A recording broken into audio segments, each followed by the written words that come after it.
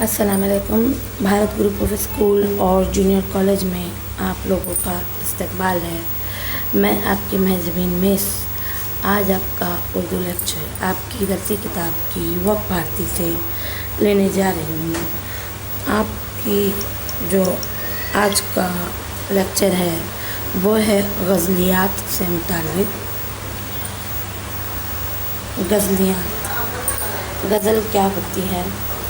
اردو کے شعری سرمایہ کا بڑا حصہ غزلوں پر مشتمل ہے۔ غزل گو شعراء کو ہر زمانے میں مقبولیت حاصل رہی ہے۔ نقادوں نے اسے اردو شاعری کی آبرو کہا ہے۔ دکن کے ابتدائی دور سے آج تک تمام قابل ذکر شعراء نے اس صنف میں طبع آزمائی کی ہے۔ غزل نے عربی قصیدے کے ایک جزو تشبیب سے علیحدہ ہو کر ایک مستقل صنف کی صورت اختیار کی۔ فارسی شعراء کا غیر معمولی کارنامہ یہ ہے کہ انہوں نے عربی قصیدے میں رائج مسلسل اشعار کہنے کے سلسلے کو بدل کر غزل کے ہر شعر کو ایک علیحدہ مضمون کے لیے مخصوص کر دیا۔ نظم کے اشعار معنوی سطح پر ایک دوسرے سے مربوط ہوا کرتے ہیں، جبکہ غزل کے ہر شعر میں ایک نیا مضمون پایا جاتا ہے۔ غزل کی تاریخ کئی نشیب و فراز سے گزری ہے۔ اردو میں سلطان محمد قلی قطب شاہ پہلا صاحب دیوان غزل گو شاعر ہے، جس کے کلام میں فارسی اور دکنی کا امتزاج ملتا ہے۔ اس کے بعد نشاطی، غواصی، وجہی اور بہت سے شعراء سے گزر کر غزل شمالی ہند پہنچی۔ دکنی دور میں غزل کی شستہ شکل ولی کے یہاں ملتی ہے۔ ان کی استادی کا آج بھی اعتراف کیا جاتا ہے۔ شمالی ہند میں غزل کے اولین شعراء میں شاہ مبارک، آبرو ناجی اور حاتم قابل ذکر ہیں۔ میر اور سودا کا عہد اردو غزل کا دور زرعی کہلاتا ہے۔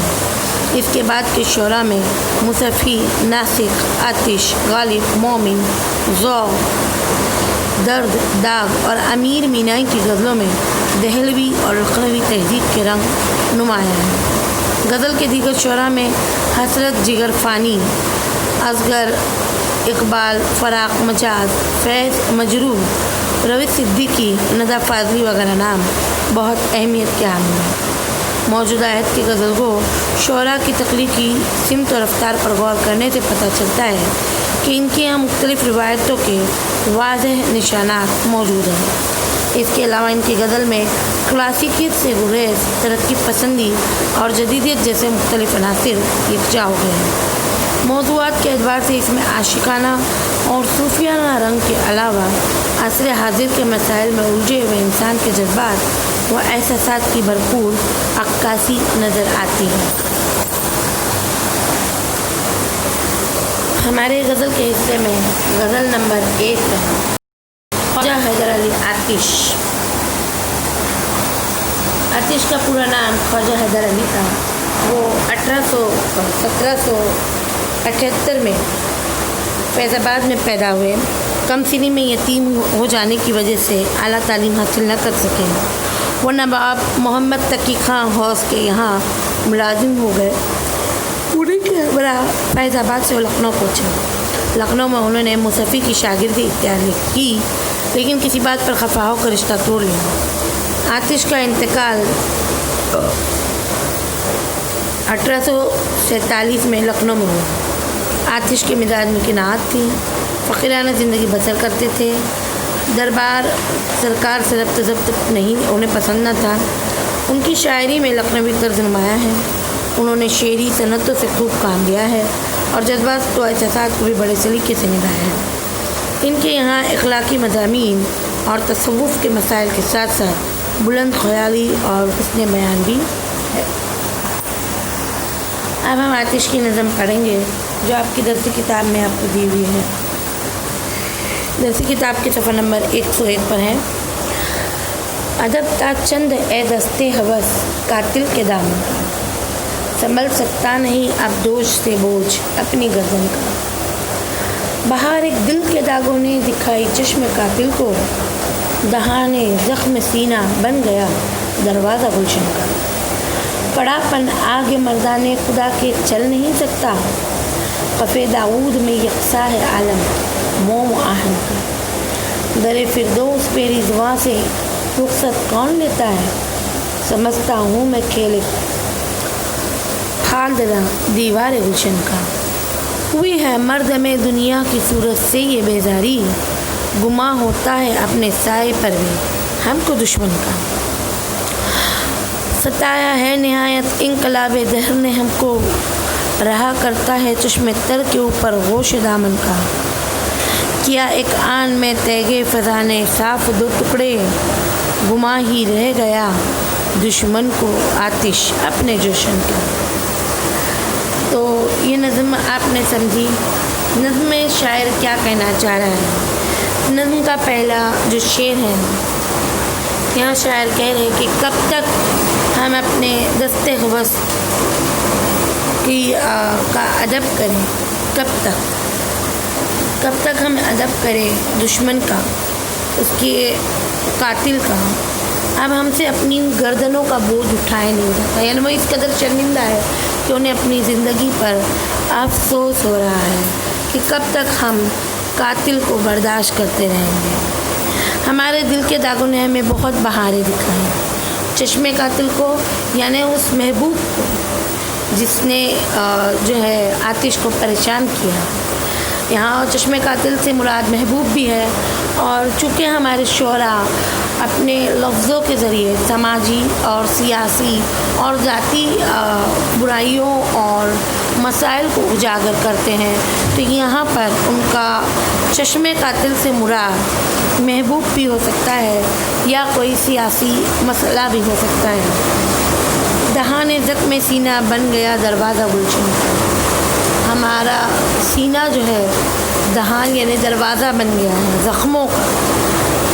कड़ापन आगे मर्दाने खुदा के चल नहीं सकता, यानी ऐसे लोग जो सच्चे हैं, जो खुदा परस्त हैं, इनके ऊपर ज़माने की सख्ती कोई असर नहीं कर सकती, क्योंकि दाऊद की हथेली में मोम आहन यानी मोम और लोहा दोनों ही एक जैसे हैं। यानी जो मुसलमान है, सच्चा मुसलमान है, जो मर्द खुदा है, अल्लाह ताला से खौफ रखता है या खुदा का सच्चा बंदा है, उसके लिए कोई भी चीज़ सख्त नहीं हो सकती। दरे फिरदौस पर रिज़वां से रुख़सत कौन लेता है, समझता हूँ मैं खेले फांदना दीवार गुलशन का। हम गुलशन को छोड़कर, अपनी जो खुशियों को छोड़कर कब जाते हैं। कोई भी इंसान जन्नत के दरवाज़े से अपने आप को लौटा नहीं सकता। रिज़वान जो है जन्नत का दरबान है, और शायर कह रहे हैं कि कोई भी फिरदौस के यानी जन्नत के दरवाजे पे खड़े होकर रिज़वान से रुख़सत नहीं लेगा, बल्कि वो ख्वाहिश करेगा कि वो अंदर जाए। तो वो समझ रहा है कि कुछ तो खेल है जो महबूब गुलशन की दीवार फांद कर जा रहा है। वही है मर्द वे दुनिया की सूरत से ये बेजारी, गुमा होता है अपने साए पर भी हम दुश्मन। यहाँ पर शायर कह रहे हैं कि वो अपने आसपास के लोगों से, दुनिया के लोगों से इस कदर बेजार हो गए हैं कि अपने साए से भी उनको दुश्मनी की बू आती है। उन्हें महसूस होता है कि मेरा साया भी मेरा दुश्मन है। सताया है निहायत इनकलाब दहर ने हमको, रहा करता है चश्मे तर के ऊपर गोश दामन का। इन्हें शायर जो है कह रहे हैं कि मुझे ज़माने के इनकलाब ने, वक्त की तब्दीलियों ने इस कदर सताया है कि मेरा जो दामन का गोशा है वो हमेशा मेरी आँखों पर रहा करता है। यानी वो इस कदर रोते हैं, वो इस कदर परेशान हाल है, वो इस कदर तकलीफ़ में है कि उनको हर वक्त अपनी नम आँखों को पोंछना पड़ता है।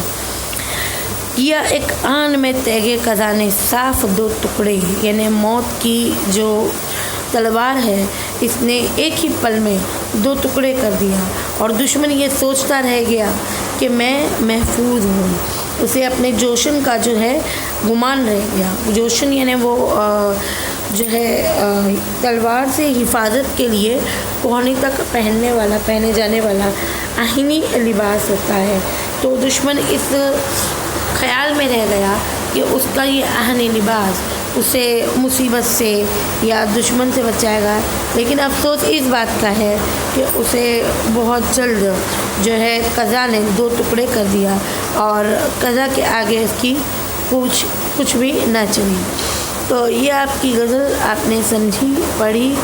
غزل جو ہوتی ہے لفظی معنوں میں اسے ہرن کی چیخ بھی کہا جاتا ہے، آہو کی چشم سے نکلا ہوا آنسو کہا جاتا ہے۔ غزل جو ہوتی ہے انسانی جذبات کی عکاسی کرتی ہے۔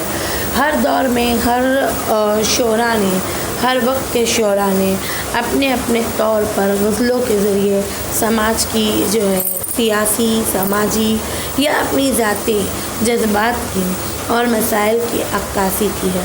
تو یہ جو ان کے الفاظ ہوتے ہیں، غزل کے الفاظ، یہ عکاسی کرتے ہیں ماحول کی۔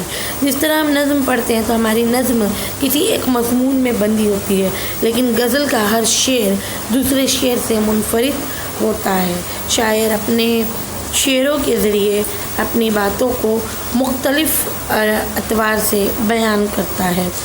اب آپ کو یہ نظم غزل سمجھ میں آ گئی ہوگی، امید کرتی ہوں آپ کو یہ بہت پسند آئی ہوگی۔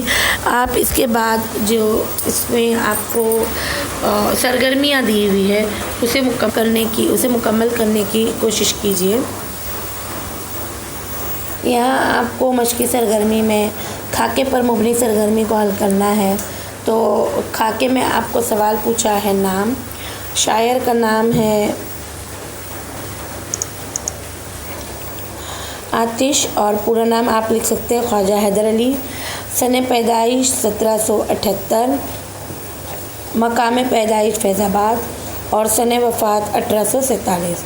اب غزل میں آئے زیر اضافت کے الفاظ کا شبکی خاکہ ترتیب دینا ہے، تو آپ کو وہ الفاظ لکھنے ہیں جن میں زیر اضافت کا استعمال ہوا ہے۔ تو اس کی مثالیں ہیں دست ہوس اور زخم سینہ، دہان زخم سینہ، کف داؤد، مردم دنیا، انقلاب دہر، تیغ فضا۔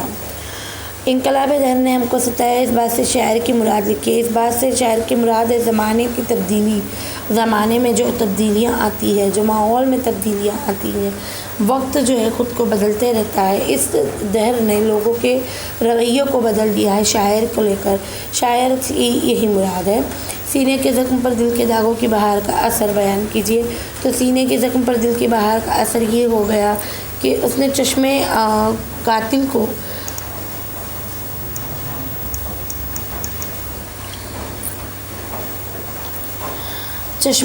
کو جو ہے دل کے داغوں کی بہار دکھائی، اور جس کی وجہ سے دل جو ہے دہان زخم سینہ بن گیا ہے۔ آپ ان سرگرمیوں کو اپنی نوٹ بک میں ضرور حل کیجیے اور اسے میرے واٹس ایپ گروپ پر سینڈ کیجیے۔ تب تک کے لیے آپ گھر پر رہیں، محفوظ رہیں اور اللہ حافظ۔